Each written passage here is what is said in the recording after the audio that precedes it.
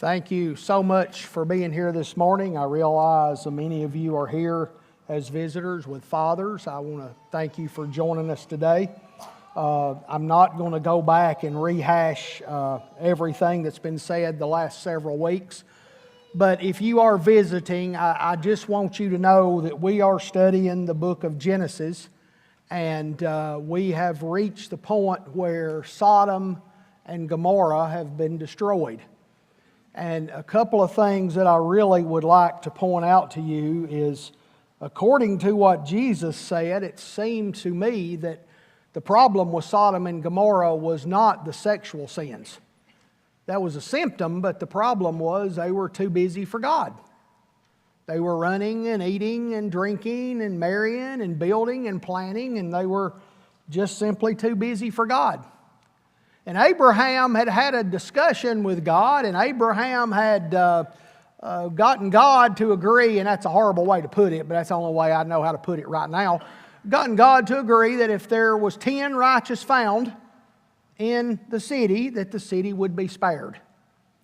So we set the stage, and last week we talked about 10 could not be found, and how that the angels of God, the messengers from God, had to literally drag Lot and his family out of the city. So I want to pick up today in Genesis chapter 19, and I want to start in verse 27 and read down through verse 29. Early in the morning, Abraham got up and returned to the place where he had stood before the Lord. He looked down toward Sodom and Gomorrah, toward all the land of the plain, and he saw dense smoke rising from the land like smoke from a furnace. So when God destroyed the cities of the plain, he remembered Abraham, and he brought Lot out of the catastrophe that overthrew the cities where Lot had lived.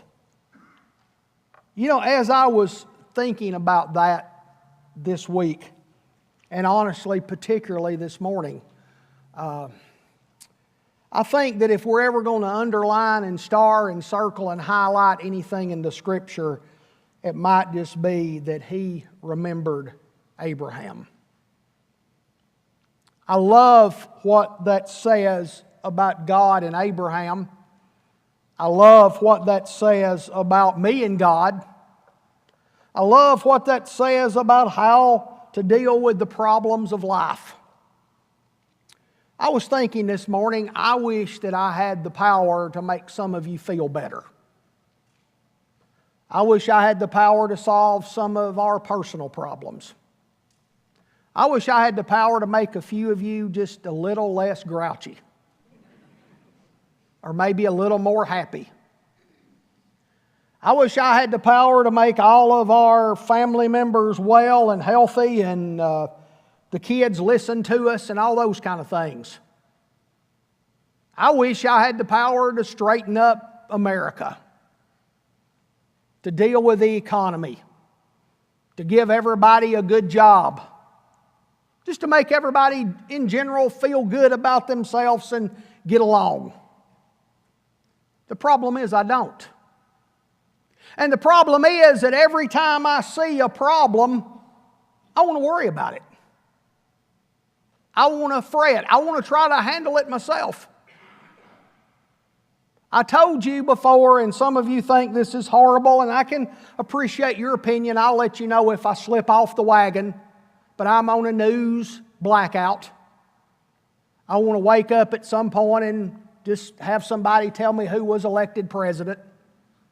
I'm not going to worry about it. I'm not going to be bothered with it. I just can't do it because it just makes me worry and fret so much. So why fool with it? I can watch sports and cheer for the winner and be just fine. I can watch the weather and grab my umbrella and be okay. But when it comes to news, it's just way too serious and it just bothers me way too much. You see, because I have the tendency to want to be God. And I get real frustrated over the problems that I can't solve. I get discouraged over the problems I see, and I don't think there is a solution. And I work too hard to try to be God. But I look at these verses and I realize an incredible lesson, a great example that Abraham left for me and left for you. I think it is clear. I think it is easy. I just think it's difficult because we do have the tendency to get too busy for God. The great example is the power of praying for others. The power of praying for others. Now, if you're an outline follower, I've messed it all up this week. I'm not going to finish it. I had someone come to me after the early service and say, what are the answers to the blanks? I must have went to sleep or something. And the poor guy didn't go to sleep. I just got off script. But I was thinking about leaving a legacy. I was thinking about what I could leave behind. I know that sometimes when we talk about people leaving legacies, depending on if we agree with them or not, we have a different opinion. I think every politician who's about to leave office tries to leave a legacy. Some we may not like, some we may like, but I understand why they would. I think for all of us with limited time on this earth, I think it's very reasonable for us to try to leave a legacy. It is Father's Day. I know at Mother's Day we make a big fuss. At Father's Day we just say thank you. That's kind of tradition. But for me growing up and for me thinking back on my life, Father's Day is very significant because it was my father who raised me, not my mother. I'm thinking, I really don't know if my dad ever prayed for me or not. I would like to think maybe he did in his own way, but I don't know that for sure. But I read this and I realize how important it is that you and I spend time praying for others. I look at this and I see that while Sodom and Gomorrah are up in flames, I don't know if Abraham knows what happened. I don't really know. I mean, he asked for 10 righteous. Obviously, when he looked out at that point, he knew God didn't find 10. I don't know if he's got an understanding of Lot. I don't know if he's got an understanding of all the situation. But I just know that we are told in the Scripture that when God destroyed the cities of the plain, He remembered Abraham and He brought Lot out of the catastrophe. So clearly the Bible teaches me that Lot was saved because of Abraham and because of his prayers and because of so many things in his life. It says God remembered. What did God remember? I think God remembered His love for Abraham. God had called him. All these years God had been using him. God knew him and still loved him. What does that have to do with us today, Father's Day 16? God loves us. And God has called us. God's love for Abraham is so amazing that in years to come, God would send His Son to die as a sacrifice for Abraham. He has done the same for us. I don't know what you think, but if I sent my son to die for you, that surely must mean I love you. If I sent my perfect son to die for you, that surely must mean I love you. If I send my perfect son to die for you and you don't even like me and you're my enemy to start with, that really must mean I love you. God remembered His love for Abraham, and God remembered Abraham's love for him. I'm always fascinated when I look at this story and I look at great people in the Bible and I look at them and I think, how in the world can they love God and act the way they act sometimes? And to be honest with you, I don't have a great answer. I just know I love God and I act that way sometimes. I know I love God, and that doesn't stop me from worrying, and it doesn't stop me from lying, and it doesn't stop me from lusting at the wrong things, and it doesn't stop me from doubting. It just doesn't stop me. It's a constant battle. But I think when God remembers Abraham, God remembers His love for God. I think God remembers Abraham's faith. Without faith, you can't please God. It's that simple. And faith is believing there's a God and God rewards those who seek Him. So here's what faith is. Believing there's a God, that God sent a Son, and God rewards those who seek Him. It's that simple.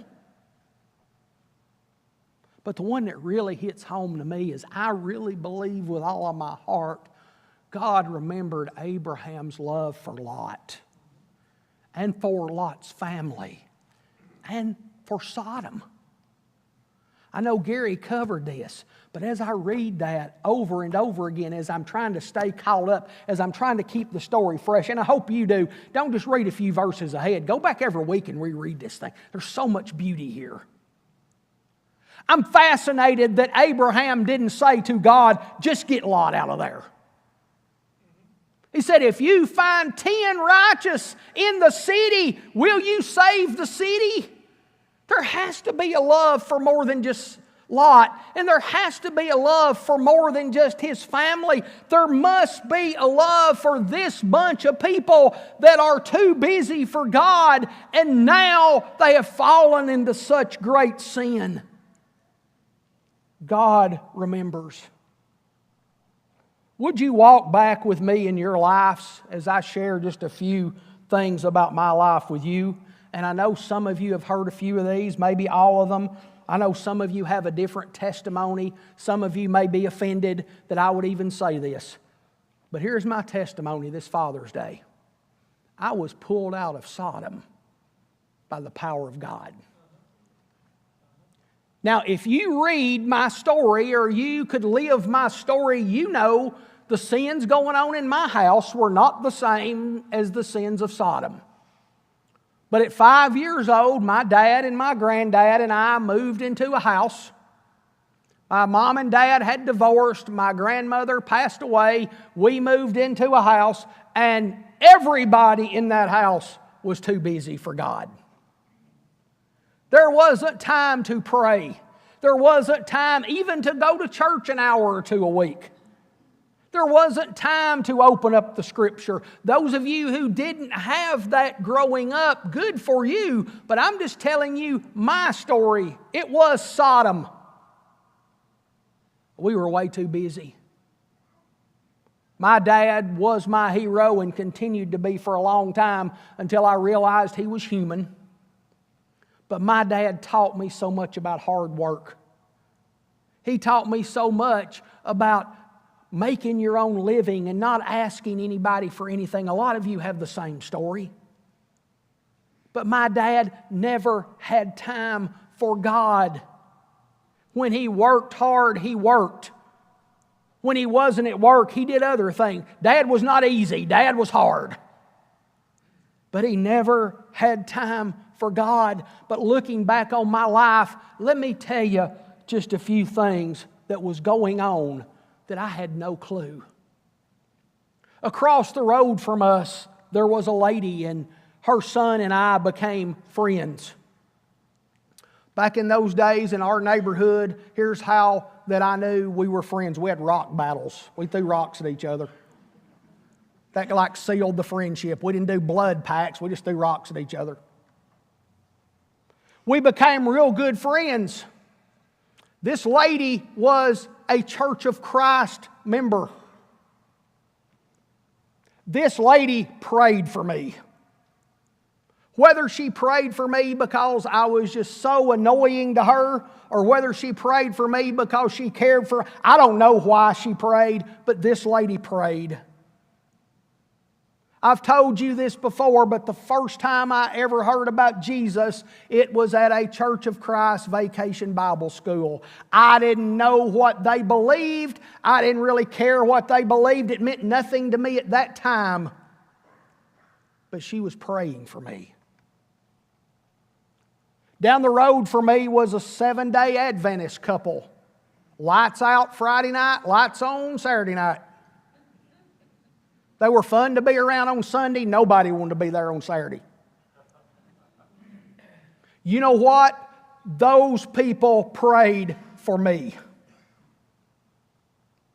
I had an obnoxious Pentecostal uncle pastor.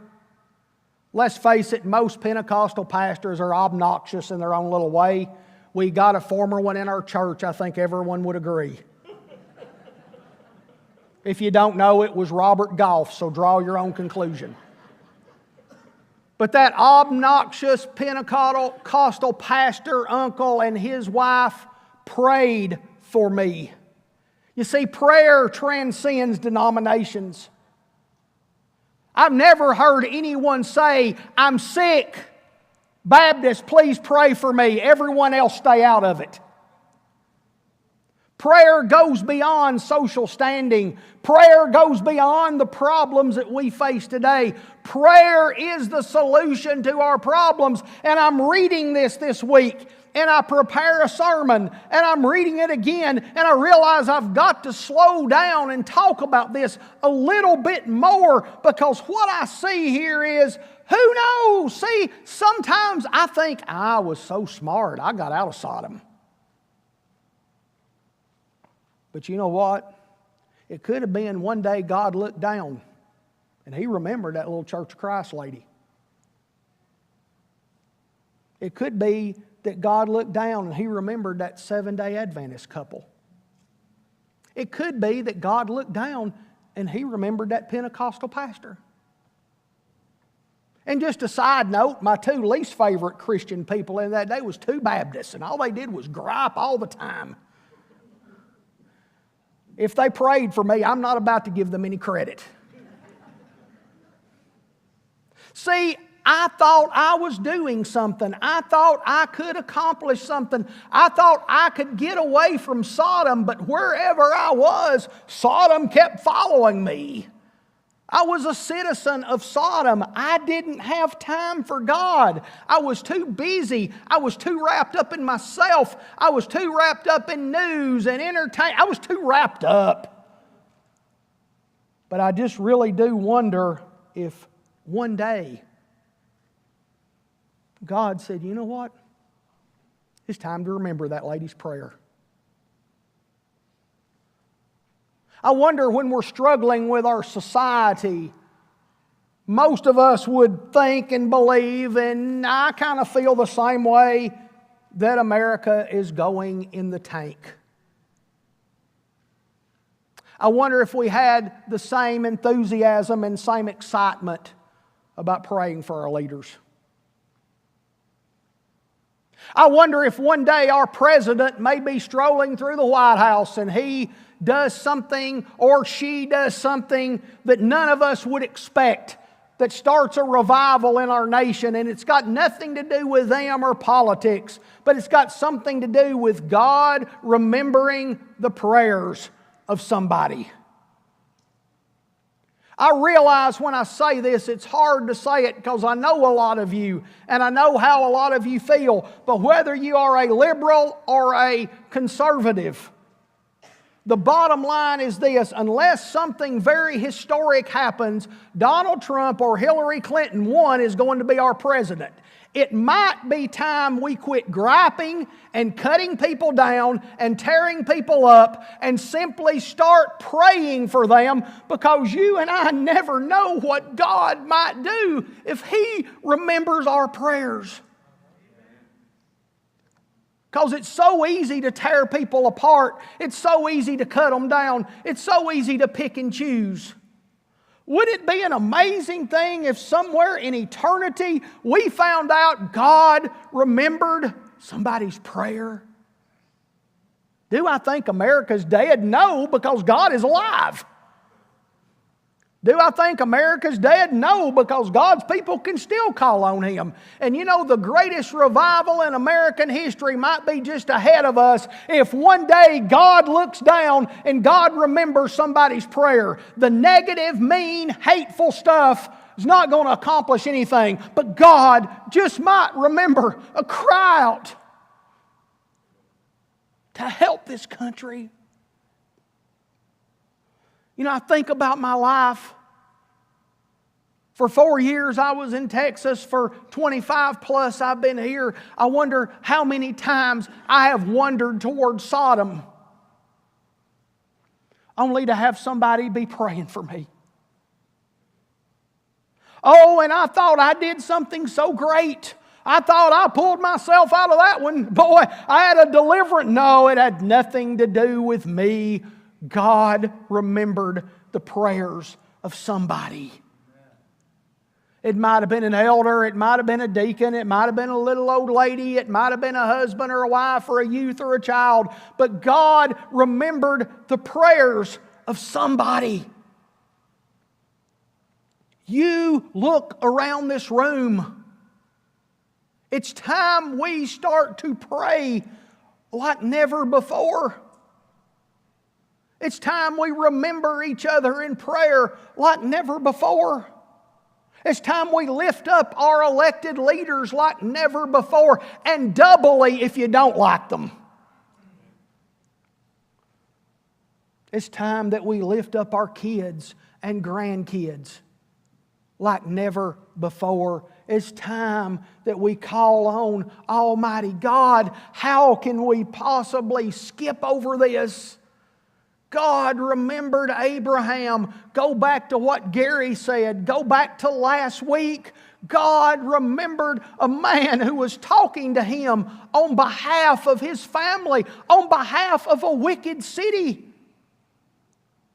Our reaction should not be one to judge and hate and be mean. If anybody is going to judge, it's going to be God, and He's going to judge all of us. Our reaction should be one of lifting people up in prayer.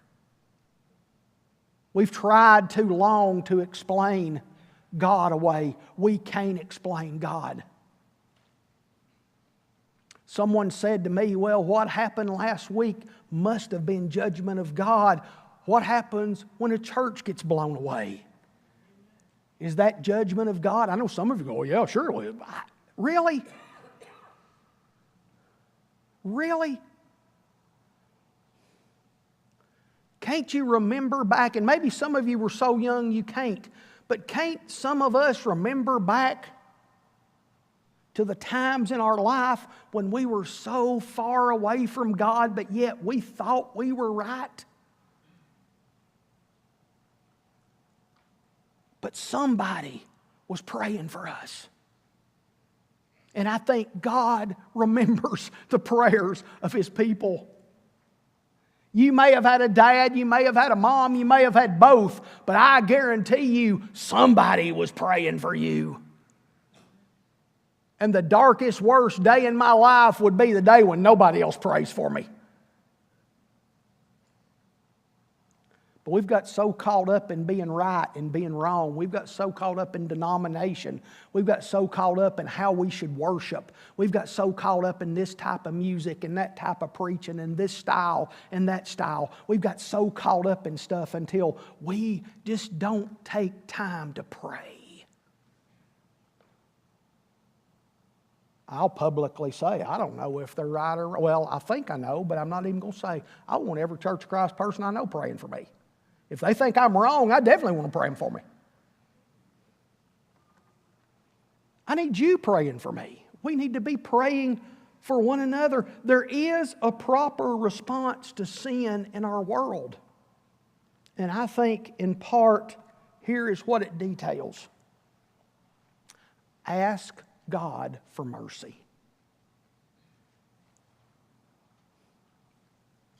My prayer life has changed so much.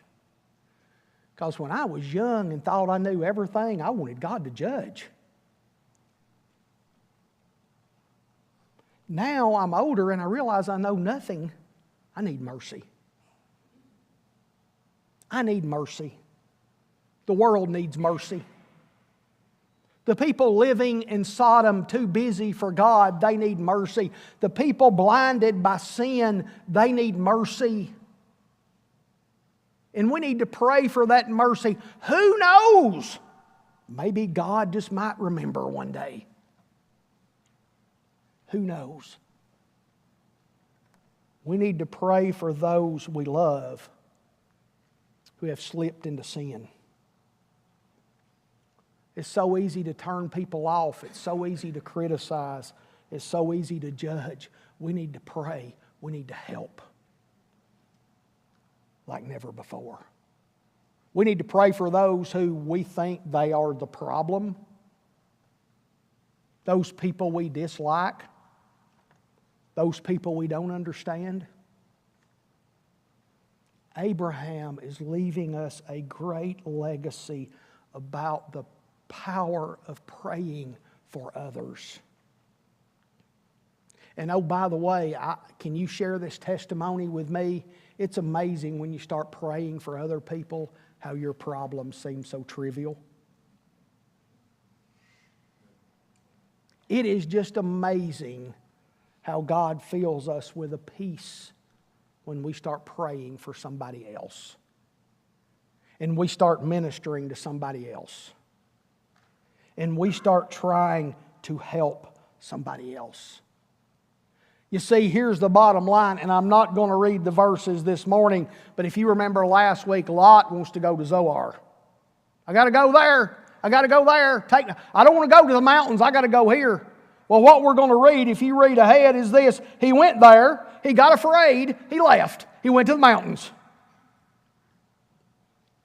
Here's a lesson we need to understand. As long as we are trying to be God, we are going to be gripped with fear. We're going to be gripped with worry. We're going to be in panic mode all the time because if I am God, I've got to handle everything. If you are God, you've got to make sure everything is just right.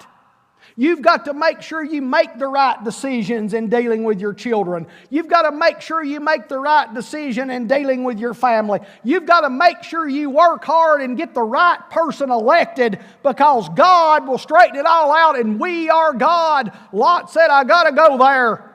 He was afraid. Here's what I've discovered. When I live in fear, there's only one bottom line reason. I think I'm God. I think I'm God. I'm afraid of what's going to happen in my country. Okay, I'm God. I'm afraid of what's going to happen to my kids. I'm God. I'm afraid of what's going to happen to my child. Okay, I'm God. Okay, I get it, God. You're telling me. Okay, I believe you. So what do I need to do? Give it all to God. Don't take this wrong, what I'm about to say, because I am being very serious, and some of you will find this funny only because you will be too uncomfortable to say it. I need a better wife. Husbands, don't look. If you tell me your wife's perfect, I don't believe you for a minute. I'm shooting for perfection for my wife. Now, what can I do to accomplish that? Pray for her more. I'm sure she would say to you, probably at least in a weak moment, she needs a better husband. What can she do to make me better? Pray. I need better kids. Pray. I would like a better government. Pray. I'd like for sick people to get better. Pray. I'd like for some of you to have better relationships. Pray. See how it works? See how amazing it is when we start praying for other people?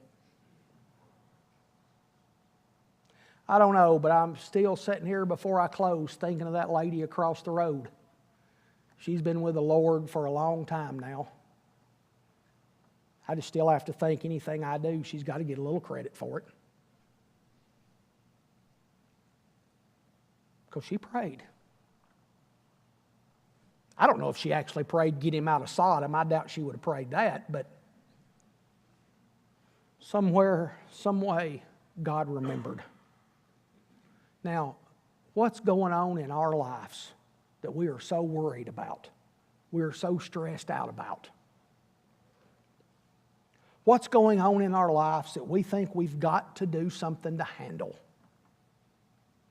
Here is the solution. Pray. You've got sin, I've got sin we're trying to overcome, It cannot happen.